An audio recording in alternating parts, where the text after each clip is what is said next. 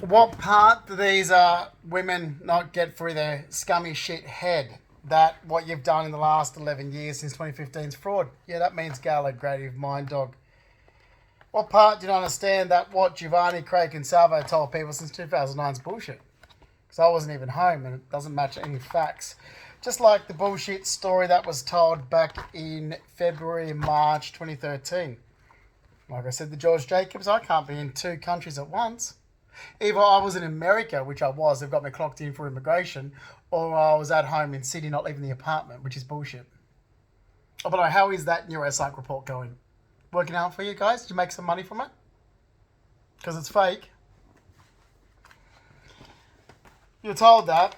All my medical team was told, don't rely on that neuropsych report, Michelle Rodriguez. I wouldn't.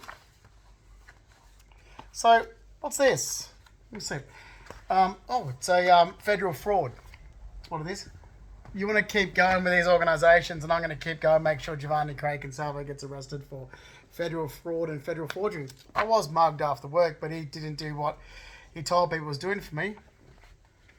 You were told to stop. See, Giovanni was told to tell the truth to Matt O'Rourke and those other organisations back in 2016. He thought he wasn't going to have any consequences because he thought, he covered his tracks, but obviously he didn't when he lost his job for continuously signing my signature in 2019. That's how he lost his job. Not because he was doing all this work for Justin as a carer. No. Committed fraud. You see, he faked medical documents much like this one in the name of Dr. Vutos and put my signature on it. Much like that one. Or this one with Dr. Vutos. Or what we got here? Or this one with Dr. George Jacobs. Much like that. Or this one with Dr. George Jacobs. Yeah. Much like these ones. Or this one with Dr. George Jacobs. Something so looking very familiar here, isn't they? That they're actually all identical. Yeah. Oh, wait. Another one from Dr. George Jacobs. There's a good 11 counts there of fraud and forgery. Does New South Wales Police want to wake up yet? These organisations that wanted to cash in by using my misfortunate event of being mugged after work and other health conditions in 2010 were told by me, including Housing Commission. Housing Commission workers was told by me in 2016, I have no idea what information you have, but it didn't come from me. I've never had a carer. And I wasn't at home. You see, even though I was mugged and robbed November 30th, 2007 on my way home from work, I had that year to recover, then I put myself back into my studies, which I did. Studied at Enmore Design Centre, TAFE College in 2009, then again in 2010. So I studied Design Events and Illustration, Certificate 4 in 2009, Interior Decoration 101, that was at a different location. So I was at Enmore at one and Alexandria at the other, but they were both part of TAFE College, Enmore Design Centre, TAFE College. 2009, 2010. Then apart from that, I was in St. Peter's working for Steve H. Dimitri. But I wrote it down as work experience because I didn't want to put it down as a employment where it would upset my return to work at Star Casino in 2017. But then, of course, I didn't have to. You guys did. Government rolls out money for mental health workers, social and support workers, carers, home care, and all this bullshit. And suddenly, there's even Stephen DeSalis trying to cash in on it. Or everyone's cashing in on it. It's called NDIS, and we're going to say we're doing this for Justin, which he didn't. All these people were saying they were doing things for me, which they were not. I go out by myself unless I've got like a chest infection or pneumonia, which I have. Oh, don't worry, my medical team's involved in it. Dr. Baker, you can keep going around in circles and I'm going to scream medical negligence. I've had a chest infection for 5 weeks, but technically I've had a chest infection since March last year because of the dampness and the mold in my fucking bedroom. I'm not mentally fucking retarded. And housing want to do nothing about it. There's water coming in there and it's damp and mold and disgusting. So, of course, you're breathing in, you get a chest infection. My dog's got the same thing. Now, it's not a coincidence that we both got the same thing from a shithole fucking scum prick area. Now, as for all the money I had, and my salary package at Star Casino 20 years ago was $47,730 a year. On the side from that, I worked for Jeff lifting tough and glass into place. It was Jeff's tough and glass business. He wanted someone to work 2 days a week minimum for him, but he couldn't pay them as normal staff because he wanted to run the business by himself as a one-man business. So you couldn't get someone unless you wanted someone that wanted a side job, a part-time job. I said I would. So Jeff would go out and measure up, get the glass cut, put all the footings in, and all he needed me to be there was 2 days a week to lift everything into place and tighten up and level it. At $300 a day, 2 days a week, $600 a week extra on top of my salary package at Star Casino, $600 a week cash in hand. Yeah, I was doing it in 2006 and 2007 because that's an extra $31,200 a year on top of $47,730 a year. I was cashed up. Plus, I owned an investment property that I rented out the entire time, 16 Scott Road. I didn't live in it. I rented it out. It's my another income, rent a property. Plus, I own shares, which I did. You want to keep going? Where would all Justin's money come from? I worked for it and saved it. I had so many little... If someone said, oh, I need someone to do this 1 day a week, I'm like, oh, I'll do it. I'll do it. I've got, I'm working at Star Casino, but I've got, this day off, I'll do it. What are you going to pay me cash in hand? So I lived off my cash in hand. My rent, even in Surrey Hills, was very low rent 20 years ago. In Cleveland Street, that was $300 a week. Okay, 1 day working a cash in hand job paid for rent. I pretty much banked and put aside in other banks my salary at Star Casino. Sold my property, 16 Scott Road, in 2008. Never touched any of that money because I already owned everything. My mother and my family made up the stories, but their stories don't match bank statements. They're just stories. They're just stories that suit whatever narrative and agenda they were trying to push because they did something illegal. Not me, them. Like everyone else did. We're going to lie about Justin. And then when Justin stands up, we're going to drag mental health into it and trying to cover up that we've committed fraud. It's been going on for years. I'm sick of it. I've had an injury. Don't need what these organisations were pushing because I don't. And then next minute I stand up and go, wait a minute, you didn't do this for me, you liar. And next minute you've got other organisations getting involved because they're trying to cover us. I've had a go for this shit. So I had a shitload of money plus BMW assets and belongings because I worked for it. There was no debts. I never had any debts. Never had any credit card debts. Owed nothing. Owed nothing anywhere. I paid my mortgage out in 2008. And as for the bullshit stunts that I was pulling in 2016, yeah. Okay, this little scrub, and I didn't believe him, but I thought, it doesn't hurt just to try and catch Giovanni out. Said that since I was lied about, because I did bring up stuff to Giovanni, I thought, why doesn't he do anything? And this little scrubber, Brett Aiken, said, oh, Giovanni's trying to record you. It's like, fuck, if he's recording me then, let me put on a couple of stunts to see if it is him. The same as I did in December 2016. So yeah, don't play your bullshit with me. Don't think I'm going to be some pushover. You need to watch the acting stunt.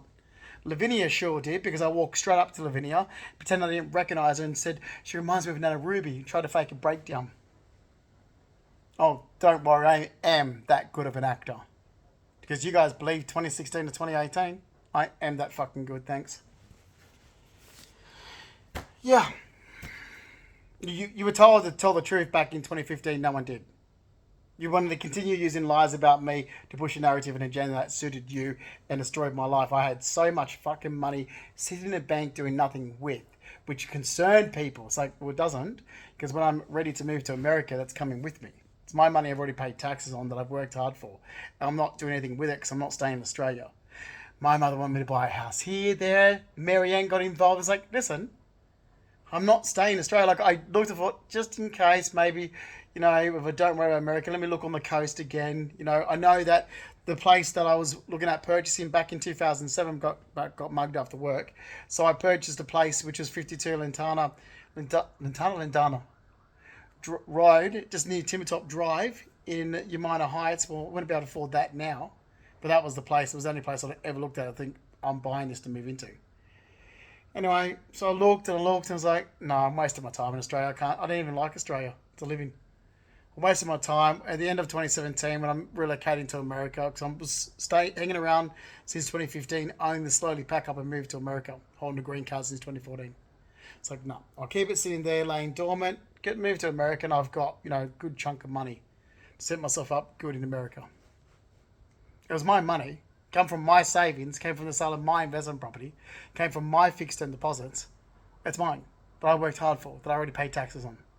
My belongings, my assets, everything. Never had any debts in my life ever. Okay?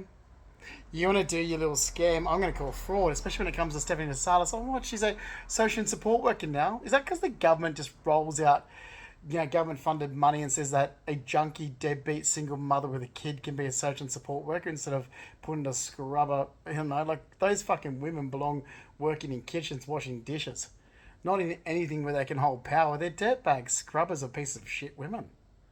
Their kids are going to be dirtbag pieces of shit. They've always been dirtbag pieces of shit. For fuck's sakes, they're a single mother for starters. What do you expect these scrubbers to be? The only job they're suitable for is prostitution and stripping. What the fuck do you think some low-life piece of shit like that's good for?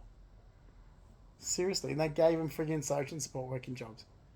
Unbelievable.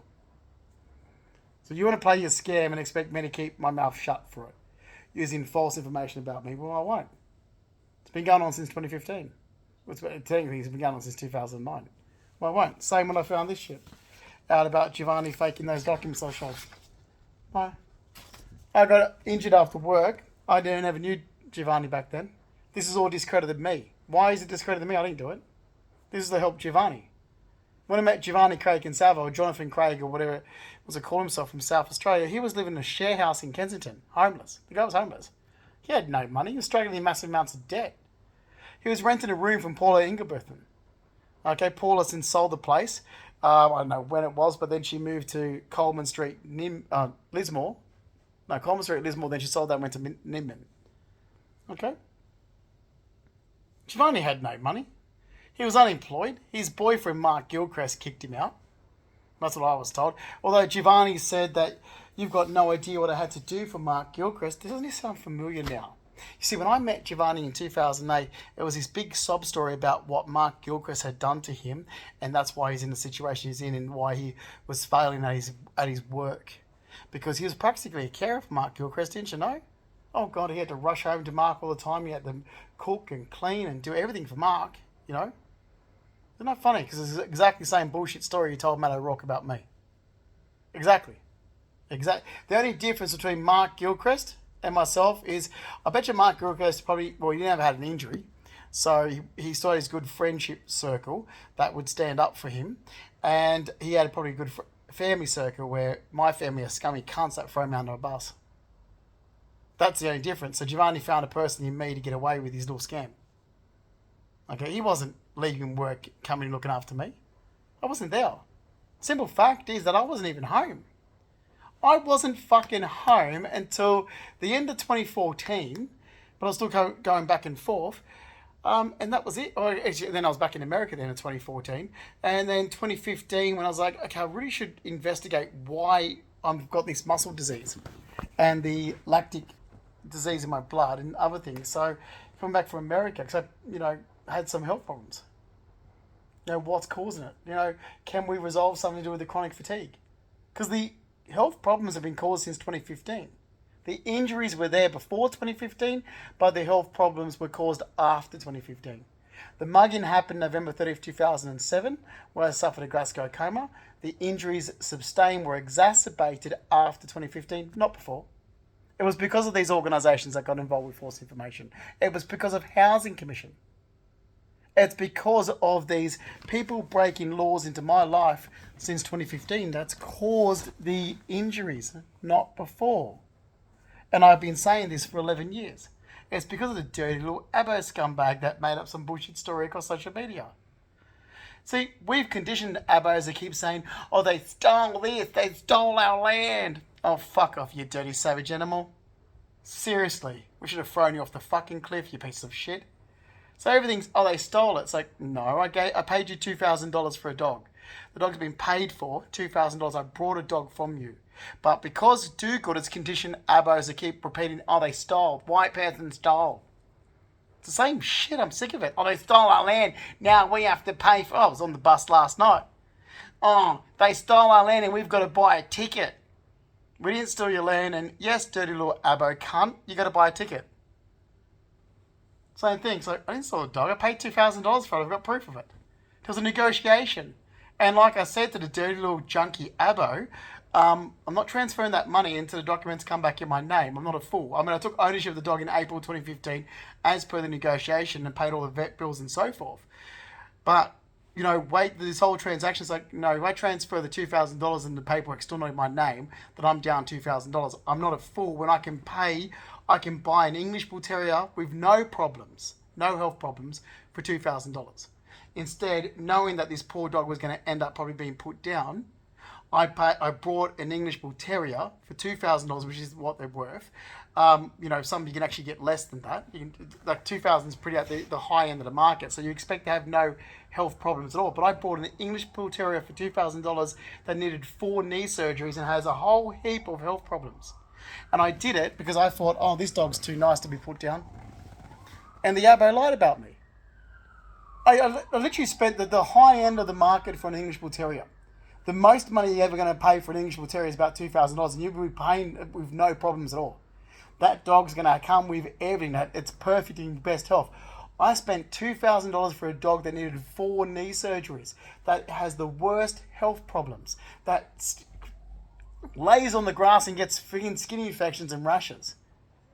I did this knowing, because I'm like, no, you know what? I'm looking for an English Bull Terrier anyway, which I was. It's sweet. The dog's beautiful. If he stays with this dirty junkie, like he was, the guy I brought him off was an ice junkie nurse, a dirty little Abo ice junkie. I thought this poor dog was going to get put down, and that's not fair. He doesn't deserve to be put down. He's too sweet. So I spent $2,000 on a dog, and then paid for 4 knee surgeries. Knee surgeries are around about $3,000 each leg. Okay, so in the end, the dog cost me about $14,000. Okay, I'm not going to ill-treat a dog that I've spent $14,000 on. But a dirty Abo made up a bullshit story. Because we've conditioned dirty little Abo cunts that they can do this. And we keep doing it when we let them get away with it. Until we start pulling them the line and checking them and telling the truth that, no, sorry, we conquered this country and we built a beautiful country out of a barren land that you reap the benefits of, and you are paid by white men. Your money comes from a white person. You start towing the fucking line, you Abo little cunts. It's about time we start fighting back against the fucking bastards. Because I'm sick and tired of hearing this rubbish in my lifetime. We've conditioned them to keep this behaviour up. It's about time we change their fucking scumbag conditioning. I've had it. My money, my assets, my belongings. Now this bullshit went to America. Like, I did study design. I did some work in it. Came back in 2015, like I said, to slowly pack up and move. I had a shitload of money in bank, no debts, owned everything outright. That's my BMW, paid cash for. Why wouldn't I? Fuck me dead. I never stopped working. I was never going out. Christ almighty, people will be like, well, we never seen him on Oxford Street. No, because I never was. 2002 briefly, but I was working like 7 days a week from 2002 onwards. Always working. Time I took off work was spent with my family. That was it. I was always with my family, working. All I did with my money was put it away. Sock it away. I can go back to John Cabino when we were there at Dad's asking, I said, Dad, because my safe at home's overflowing, are you still using that safe in the laundry? The other safe that was on time today, I asked, John Cabino was with me. I'm like, oh, because all the cash in hand jobs I'm doing, I need another safe. Oh, that's fucking true. So I asked Dad if he needed his safe anymore. So the safe that was in the laundry, that's back when I was with John Cabino. They were both overflowing with money because of the side jobs I was doing. I was taking my other savings from one bank account, transferring it to the other every time my salary from Star Casino went in. I had sitting on that much money. And the reason why I didn't continue purchasing that place, which was 52 Lantana on Umina Heights, was because when Dad looked at it, he said, okay, you're spending this, what are you borrowing from the bank? I'm like, well, I've got a good chunk of deposit. I'm going to put $100,000 as a deposit down. So I'm going to have a very small mortgage. He goes, yeah, but you're going to need about the renovations you want to do, son, you're going to need about $300,000. It's like, okay, well, I've got it. The problem was when I lost my job at Star Casino, I didn't have my income coming in anymore. I could have kept going and buying the house, but it needed renovating. So then I couldn't, and that's what I was saying to Mum. I'm like, okay, I want to keep going and buying the house, but I need to know, am I going to get my job back? Or what's going to happen? I'm going to get paid. Mum was working at the law company at the time. She said, I'm not getting an answer from James Caspidas to do with this. Like, he said, no, it's going to go for work. We don't know how long you're going to be off work for. I'm like, well, can't they just accept me back? Because it's not that simple. It's like, great, so I'm going to lose my house. So I had to pull out of the purchase price of 52 Lantana Road, Umina Heights. But I could have still brought it. I had the money to buy it.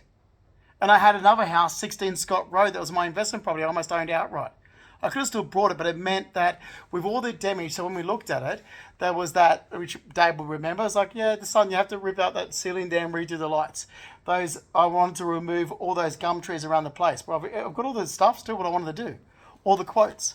I wanted to knock out that wall and turn the 2 bedrooms downstairs into 1 master bedroom, and that massive, huge sunken, like so they had a formal living room downstairs, master bedroom plus full-size bathroom with like double shower and bathtub and so forth. I'm going to move the laundry.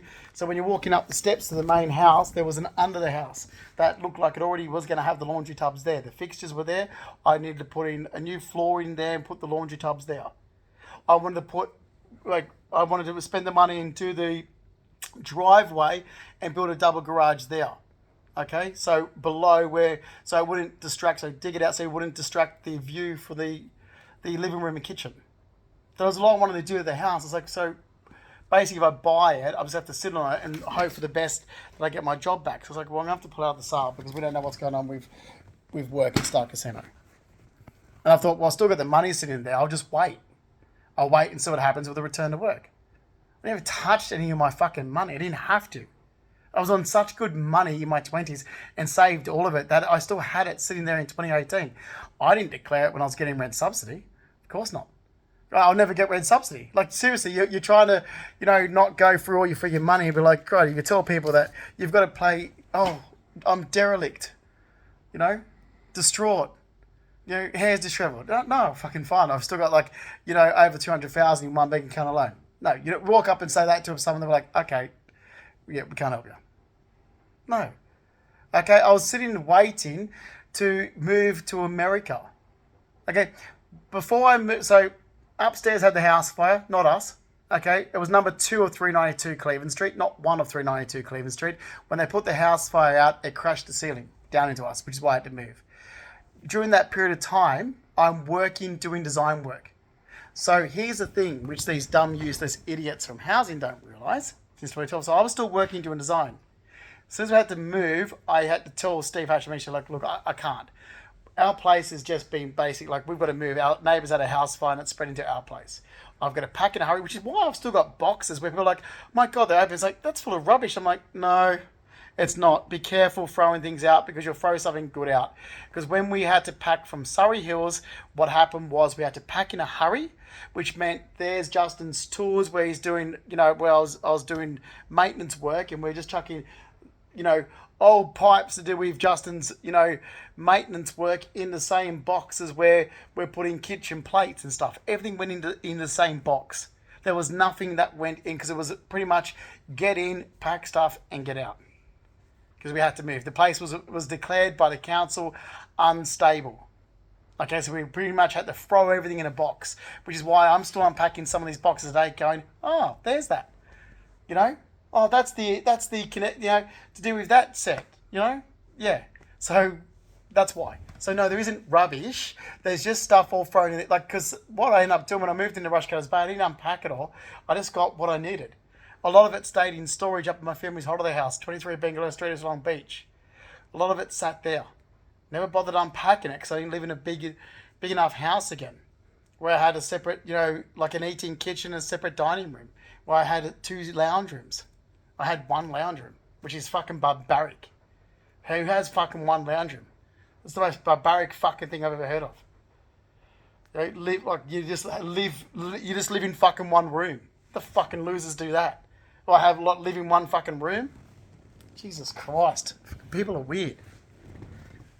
Never even did that in Sydney when we lived. Even when we had the other house. The back, we had the family room at the back of the house and the other room. It's fucking weird. I can't stand it. I don't know how people do it. It's not something that's familiar to me. I didn't grow up like that. I grew up with games rooms, rumpus rooms, family rooms, formal living rooms, formal dining, everyday dining, entertainment rooms. I don't understand how you can live in 1 fucking room. It's barbaric. Can't stand it. So anyway, all the stuff that was for the other rooms and stuff, I just left in boxes, thinking, okay, when I get settled again, I'll use that because we've got the stuff there for the bar area and the entertainment area and the form would never end up happening because I end up getting thrown in this fucking deep end. So I still got to unpack that and sort that out. I can't fucking live like that. Who the fuck lives all in one room? Jesus Christ. Anyway, so that's fine. But, I was still doing design work, but I just wrote out as work experience. It wasn't big design work, it was just designing sofas. Like I did for Jamie Wright in 2010 and went into a shoe shop in Double Bay in 2011. Then because of the trauma, let's call it trauma. Everyone loves this trauma. The trauma of our neighbour's house fire that we had to move in a hurry. I was going to... You know what pisses me off about this whole situation? I think Giovanni's made some stories up there, is that in 2007 I was moving from that terraced house in Surrey Hills. There's no going back to it. That place, I was looking at the cheapest place available while I was saving a good chunk of money to buy a fucking huge 2-story mansion on the coast. So in 2007, I was saving a shitload of money. I would not be living there. If I wasn't mugged after work, I wouldn't be living in Surrey Hills. I'll be living in a 2-story fucking huge 5-bedroom house on the Central Coast. Because that's where I was moving to. That's where I was going. I wasn't staying in the inner city. That's what this bizarre shit that Giovanni's been telling people. I'm like, what are you talking about? This is so bizarre. I was literally, my mum can confirm, I've got the documents still. I was going through closing to purchase 52. It's a house that's built into the cliff. So you overlook, your minor beach. It's not on the beach, so don't get that confused. It's on the cliff, but you can see the beach in the distance. You've got to drive down to the beach. It's not on the beach front, but you can see the ocean. So I was purchasing a huge place on the Central Coast. Massive, huge house. Separate formal living room, formal dining room. So what I'm used to living in, a large house. I wasn't staying in the inner city. Okay, I was never staying in that shithole of an area. That was just like, no. Okay, found the place where I'm moving into, 52 Lantana Road, been moving in. Even Mum can confirm. It's like, Mum saw it. I mean, it's stunning. It was a beautiful place. I got mugged after work and had to pull out of it. So if I wasn't mugged after work, I would not be there. So this whole bullshit where Giovanni's like, because it was so upset they had to move out. I'm like, what are you talking about? Why do you tell people rubbish? I was moving out of Surrey Hills in 2007. The problem why I ended up staying there was because I was mugged after work. Why do you tell people bullshit, Giovanni? Mum could have confirmed that I was moving to the beach in 2007. Literally, we were so close to closing, Mum was doing the conveyancing for me. I wasn't staying in these shithole areas, I was moving. Like, we looked at a place, I did a pest report, a building report, knew what had to be done, asked Dad and Alex. Alex is the other builder friend of Dad, who's now retired as well, said, can you guys because my dad's a builder and his friends are builders, I was getting out of it cheap. Anyone else would have to spend probably $600,000 on the renovations I wanted to do. Dad said, okay, with my mates, we'll get it done for about $300,000. You got the money? I was like, yes. Because I've got the money for cash to do that. So it was going to be a tiny mortgage, and I was renovating the max out of this place to have a fucking beautiful, massive, huge 5-bedroom house, separate, formal living room, everyday living room, formal dining room, everyday dining room. My cousins saw it, Rebecca saw it, Brooke saw it, all looked at it. I was like, going ahead with this. Okay, overlooked the ocean. It was the most stunning place that needed a lot of renovations. Okay, well, to suit my needed renovations, and I wanted all the trees around it cut down. First thing I looked at, I said, it's fucking trees around. I hate trees, cut them down. Brooke White, it was right then, it's Brooke, I don't know what her new married name, shit. Anyway, Brooke, my cousin, Brooke Johnson, her maiden name is, got me a guy that she knew that cuts trees down. Got a quote for all the gum trees to be completely cut down right with the stump removed. Okay, had all the everything put in place to the whole renovation to be done. The entire lot, even the deck on the back, where the swimming pool was going to go in the back, it was all rock formation in the back. Downstairs there was a window that was going to get removed, and a door was going to be put in there to go to what was already a flat, because it's built into a cliff. There was a flat rock there that was going to be like a little sort of outside breakfast area. Everything was already planned. The place was going ahead. I was moving from Surrey Hills to the Central Coast in 2007, and I got mugged on my way home from work, and it changed. So this bullshit that Giovanni told people is rubbish. It's like, I don't care. Like, when I moved out, what are you talking about? Moving out of Surrey Hills, I was moving. Before I got mugged after work, I was actually moving. I was moving to a house I was buying on the Central Coast. Okay? That's why I was doing so much work cash in hand. So, because once I moved, I would only be able to keep my main job at Star Casino, commuting to Star Casino. I wouldn't be able to pick up the other jobs because I'll be, traveling too far and from work, but I'll be right on the beach. in a beautiful house in a beautiful area. Okay? This is ridiculous. So when we moved out of the place, when I moved, it was my place in 2012, I didn't care. It was like just a quick rush pack, right? Put things up to the family's holiday house in 23 Bangladesh Terrace, Long Beach. Found a new place in the city. Okay, I was still going for the green card process. During that, I submitted my application already that I'd filled out in 2011, submitted it in 2012. Was going to go to America in 2012. It was the whole moving thing is like, oh look, I'm too exhausted for this, and I've already got freaking chronic fatigue and the muscle issues, so I won't go to America until 2013. Planned to go in February, March 2013. Went over, was looking around, looking at places to purchase, looking at places to rent, weighing up my options, where I was going to go, and when finalised the green card process, interview at the US Consulate MLC building in 2014. Went over, made an entry, explained that I'm not ready to move permanently yet, that I want to go back and finish a module of my course that I did in 2009 at Emerald Design Centre, TAFE College. It's only a 6 months course. I'll knock it out of the way before I go to return to work in 2017 at Star Casino.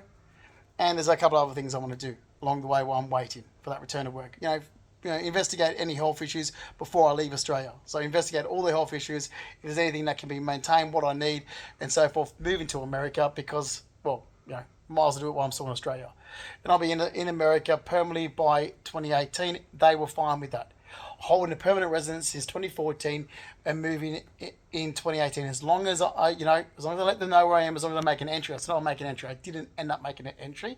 So when I finally made an entry in 2018, around September, they're like, you've been out of the country so long. I'm like, okay. However, and they're like, look, that's fine. Just tell us where you are. So I had everything planned. Everything has been planned out. Okay, if I had to change the direction to get there, that's because things happen along the way. But it was all planned out. Okay, until the interference started in 2015. Like I said, can you stop? Mum got a phone call from me in 2015, and I wouldn't be calling my mother unless it was a real emergency. When I'm like, your son's been lied about. Okay, I've got a green card to the US. I need your solicitor. Mum worked for the law company. She managed a law company in, I think it was Fitzroy Street, Tamworth, plus Gosford and North Sydney. All she had to do was ring one of the barristers and sit with me. Even if it's a different law. I don't care. I told you, get a solicitor to speak to these fucking deadbeats that work for this mental health organisation. Tell them that these scumbags lied about me. I've got a fucking green card to the US. Remove the scum from my fucking life so I can keep proceeding in the direction I'm going to move to America. Mum was told this in 2015. She then used false information about her son to try and get ahead for a fucking little scummy cunt Faith Rackley. Don't you dare fucking bring the Rackleys into my life again, Carol. She's a fucking deadbeat, whether you like it or not, that daughter you had with your second husband. She's a lowy piece of shit she rings up bills exactly like her father did. Her father, everywhere around town, was ringing up alcohol bills and drug bills. Faith Rackley's no different. Okay, don't you fucking dare lie about your own son again. To friggin' help, and that's what you were fucking doing. So no, after the last 11 years, I won't be walking away from this. Housing Commission have wrong information. Other government workers have wrong information. Social and support workers have wrong information. Don't you dare think that I'm going to be a fucking pushover. And don't you dare think that anything other than what I've worked hard for is more important to me. Like I said, I've literally disowned my twin sister because of it. And I doubt that's going to change. I have disowned my twin sister for the simple fact that when all this drama was getting caused and a fucking little cunt Greek popped her head up, Stephanie DeSardes, again, who was my known stalker with delusional fantasies, Amanda was told, don't contact her back, and if she contacts any family members of mine again, like Amanda was told, call the police on her. Call the police on fucking Stephanie. She's been stalking all my family on social media. She was told to fuck off in 2006. Well, Amanda didn't, so Amanda's cut out of my life.